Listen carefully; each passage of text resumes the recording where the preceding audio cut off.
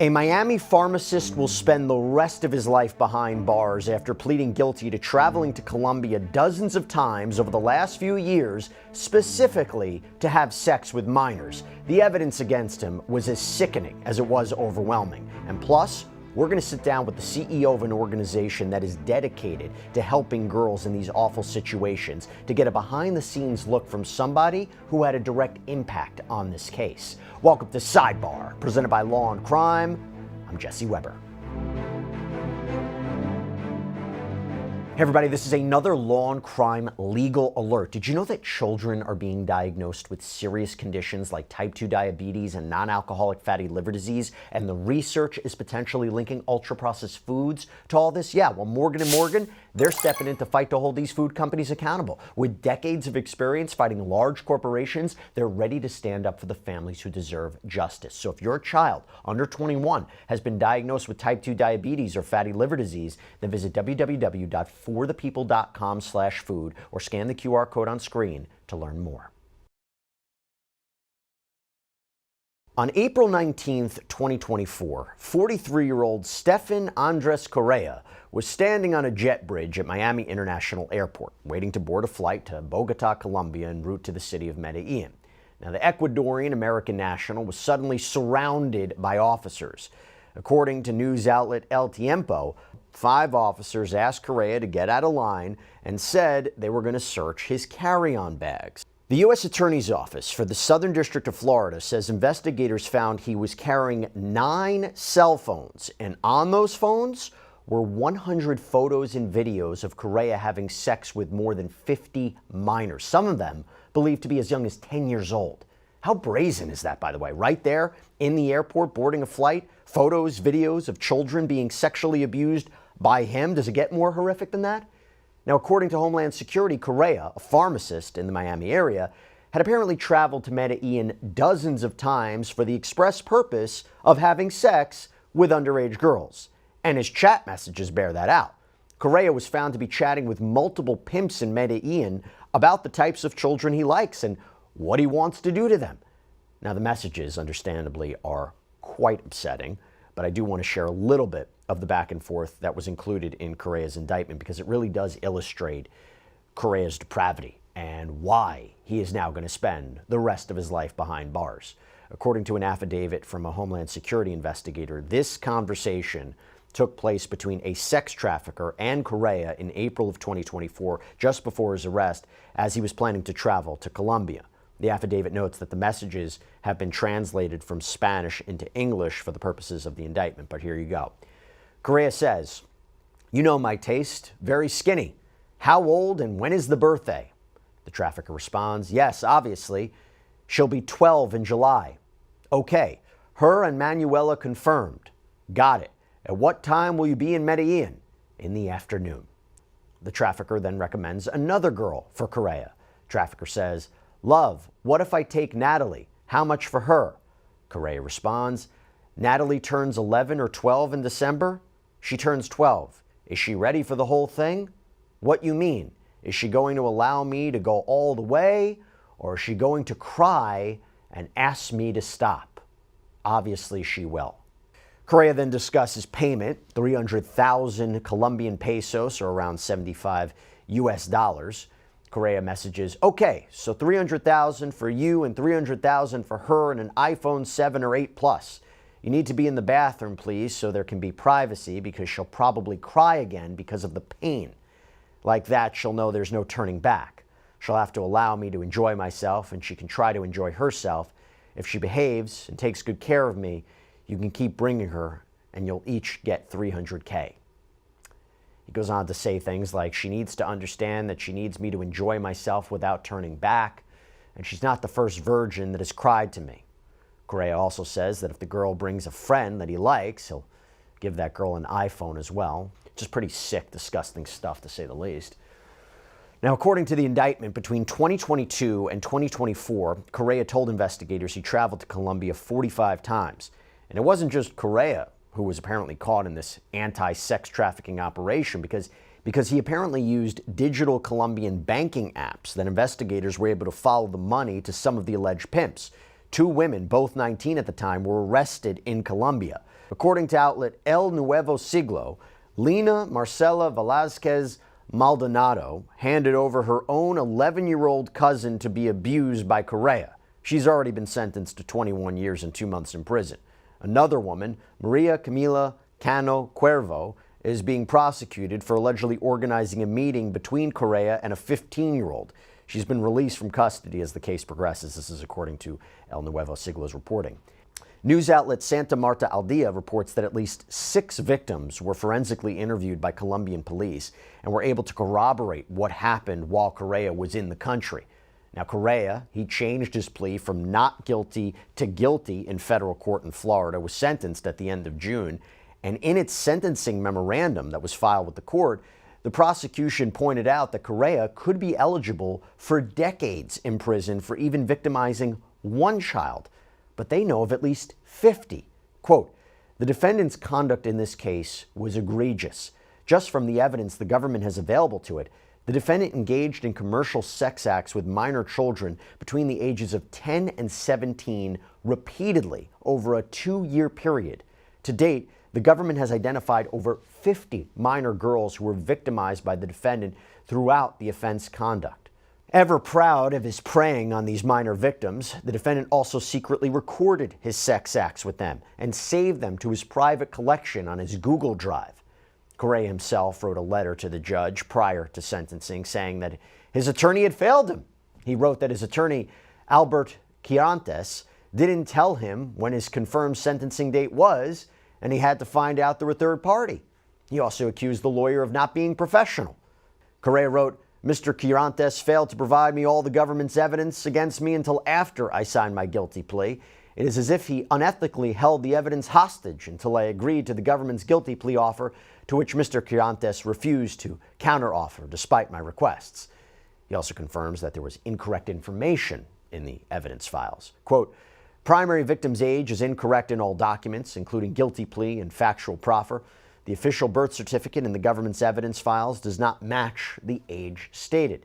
There are dozens of pages of evidence against me which had a different defendant's name on it and was evidence for a different unrelated case. I informed Mr. Quirantes about the documents with someone else's name on it, and he seemed shocked that I found something so clear that he did not care to see such a grave mistake in the government's evidence files. He claims his attorney failed to act despite knowing the information was wrong. And Correa also chose to make this kind of unfathomable statement in his letter, quote, although I may have had an unhealthy yet treatable sex drive, at least I am honest. As I have learned in Psalm 25, all of God's paths are kindness and truth. Now, Mr. Correa will spend the rest of his life behind bars. Unfortunately, Correa isn't the only American to travel to Colombia and Medellin specifically for what's referred to as sex tourism.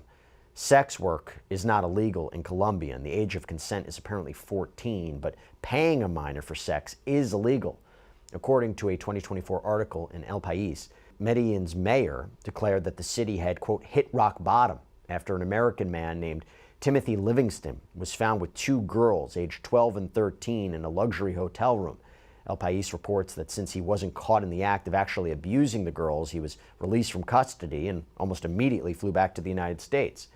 El País reports that Colombian authorities did end up seeking an international arrest warrant after one of the girls confirmed she had had a sexual encounter with Livingston, and there was an investigation into 8 officers with the national police who responded, according to outlet Colombia One, because of their failure to take important steps like preserving the hotel crime scene.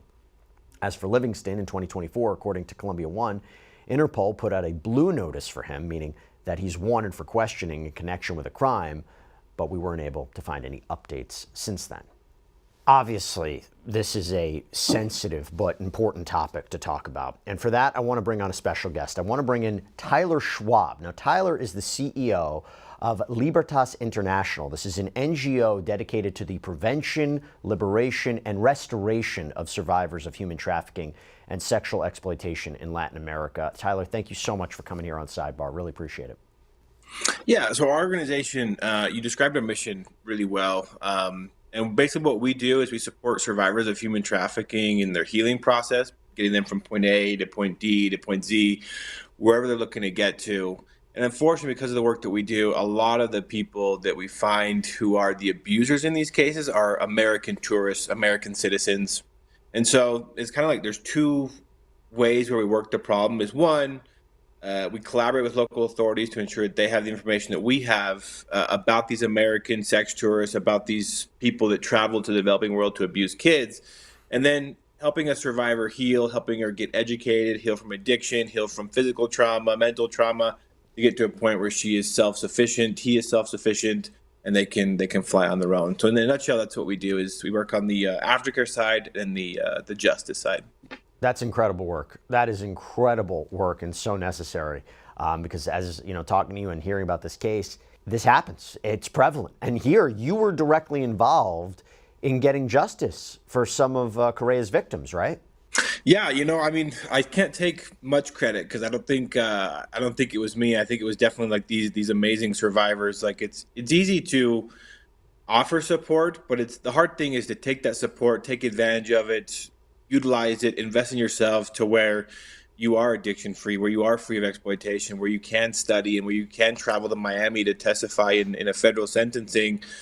But we were involved from the very beginning as far as like organization, because this guy had 52 victims that we're aware of, and these girls needed help. And so because of our partnership with Homeland Security Investigations, the Colombian National Police, like they call us to support these girls. And so what that looks like is when we first meet with them, we do it in a very neutral setting, share a meal, and just explain who we are. Here's what we do. Here's what we offer. Are you interested in this? It's totally free. You can totally say no if you'd like, but the help is there if you want help. And so the girls in this case, the girls in the Correa case, they came to us with a lot of trauma. They came to us with a whole lot of needs. And lucky enough that we were able to find donors to support that. We were able to walk with them in their healing to where they could stand before him and really seal his fate with that life sentence. What did you learn about him during the course of these conversations? Oh man, well, I think the most accurate description is if anyone is a believer like in Christianity or some kind of afterlife, like whatever people believe in. If there is a devil, then his name is Stefan Correa. If he's walking among us, like this guy was just a monster. One of the things we learned about him just in the sentencing was that he actually would make New Year's resolutions about how many kids he wanted to rape that year. And so during the sentencing, he had this sheet that they had found during his initial search at the Miami airport where it says goals for 2024, rape 10 to 20 new kiddies ages 10 to 20. I had no idea that he had that document. And the fact that he was pursuing that as like a New Year's resolution, he's an evil, evil man. He's also very cunning. He made these girls, he tricked these girls into what they did in very sophisticated ways. One girl, for example, she has a very soft heart, a very deep soul, and he said that if she didn't do these things with him, that he would take his own life, and that she would have to have that on her conscience forever. Another girl, when his emotional manipulation wouldn't work, he would just force her. He had a pimp that would hold her down. This girl was 10 years old, and he would abuse her while she was being held down by this female pimp. And so, like, for him, I guess the thing that would sum up him is that no was never an answer. You can never say no to him. And throughout the time of just 2 years, there's 52 kids in Latin America who had their innocence, their virginity taken by this man. And in summary, it's just, if there's a devil, his name is Stefan Correa. That's what I learned about it. It's pretty horrifying, to say the least. Is Colombia a focus in particular for your organization, or are you doing work in other countries as well? Do you see this issue more prevalent in certain places than others? We kind of stumbled our way into Colombia, honestly. We work, in a lot of different areas across the world, the United States, Guatemala, even some Pacific Islands, Thailand. We have some partners out there that work out in Thailand. And in Colombia, we were there, and that was when I got referred my first case of sex tourism by a guy named Victor Galarza. This guy's been locked up. He's serving, I think, year 3 of a 17-year sentence. But he was a guy who would travel to Colombia. He would abuse minors, and he would film the abuse discreetly. And then he would use those videos to make those girls work for him, saying that if you didn't work for me, then I'll put these videos on the internet. But what they girls didn't know is that he would do it anyway. He was actually putting the videos on a site called Pornhub and making money off their abuse anyway. And so that was my first case there. We kind of stumbled into it. And then those girls knew more girls that knew more girls that knew more girls. And for whatever reason, in Colombia, in the city of Medellin, like by the end of 2024 or 2023, we had something like 30 American sex tourists identified who were actively abusing kids or had abused kids in the past. We have operations in other countries, but nothing to the scale that we have in Colombia. And I mean, we have one guy Correa, 52 victims. We have a guy, 12 victims. And then we even have a guy from New York that abused a girl who's only 19 months old. So, I mean, we have other operations, but nothing is as severe or as big as what we have going on in Colombia. How do these guys go to these countries? Are they told that, hey, if you want this, you'll get this? I mean, what makes them know? What makes them think they can operate on a foreign land and get what they want? I mean, this is kind of, I'm sure it's new to a lot of our viewers and listeners that this is going on. I mean, is this advertised? Is this marketed? Is it word of mouth? How are these defendants, these criminals, how are they finding out about this and doing this and engaging in this? Is there a market for it?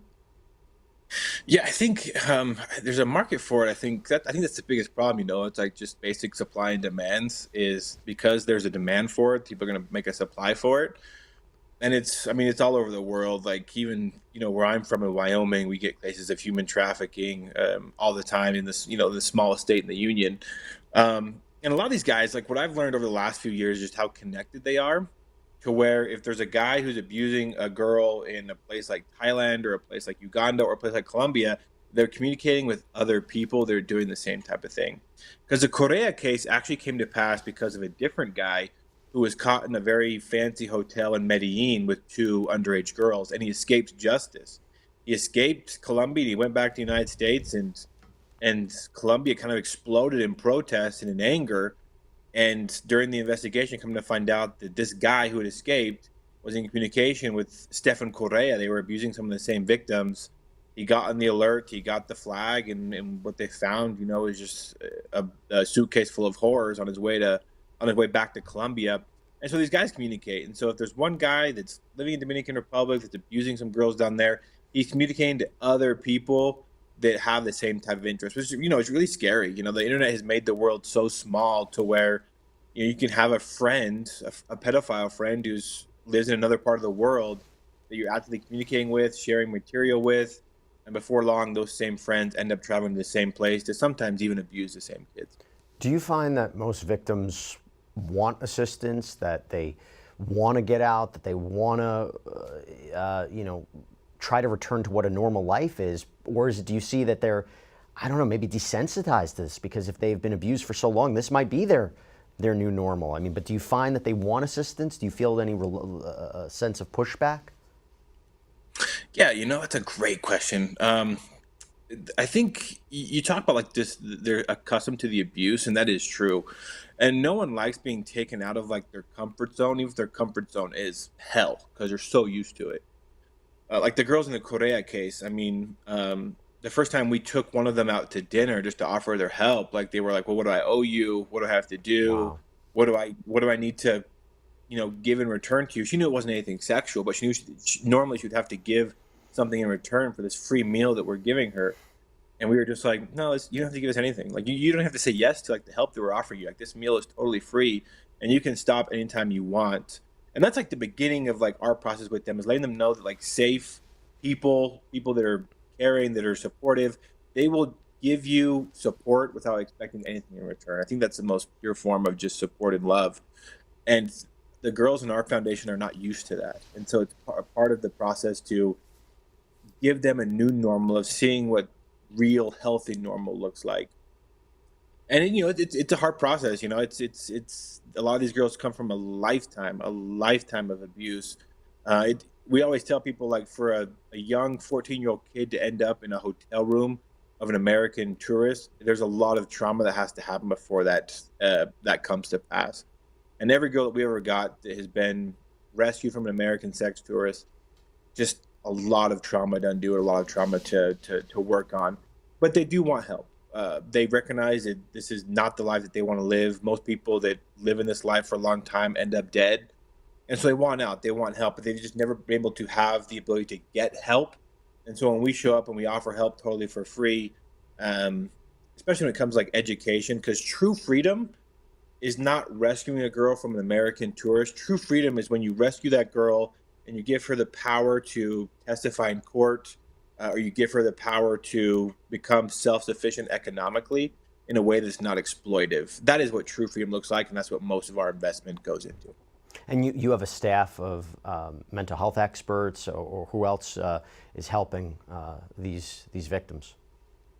Yeah, we have a great board. My board is awesome. They actually just approved one of the victims of the Correa case to attend the United Nations with us in the fall as a representative of the nonprofit, which that really makes me excited, because you talk about just how we got this girl, the long process against this monster, speaking in federal team, and now her traveling to the United Nations to represent the nonprofit that's helping her. Like, the whole story is just, it's awesome. And we have that because we have a great group of just mental health advocates, therapists, social workers. We have great partnerships with some beauty schools down in Colombia, with tech schools, to get these girls on a path of economic sufficiency.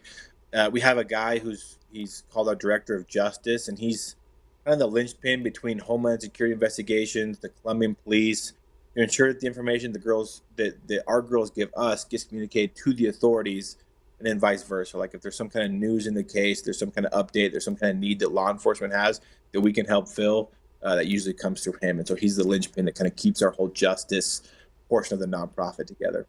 It's our understanding that the mayor of Medellin tried putting some new rules in place last year to combat child sexual exploitation, like earlier closing times for bars and restrictions on things like Airbnbs. Do you think things like that actually help? Yeah, I do. I do. I'm glad that there's a politician that's kind of putting an effort into doing that, because I think Airbnb is very accountable they should be accountable to the abuse that our girls have suffered, because we did a study last year, just where our survivors were being abused, that they were coming to us, and around 61% or so of them had reported being abused in an Airbnb. That is what the American traffickers are using to exploit their victims, is Airbnbs.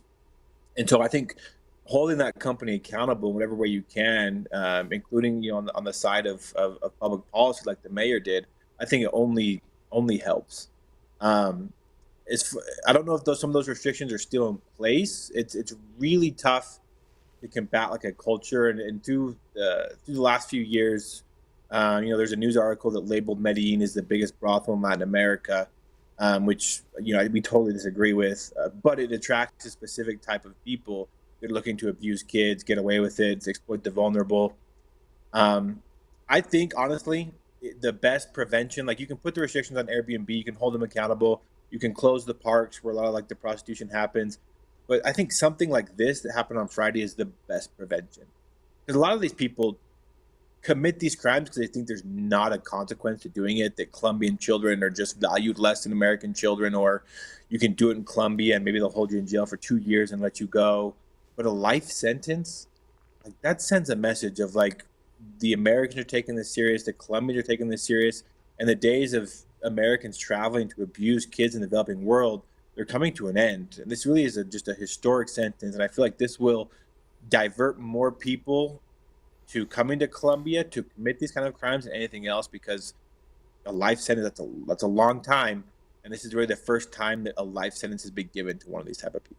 Yeah, it's more than just accountability. It's a sense of deterrence, right? It's one of the reasons why we have sometimes stiff prison sentences. So for our viewers and our listeners who are watching this right now or listening to you, what can they do to help, if anything?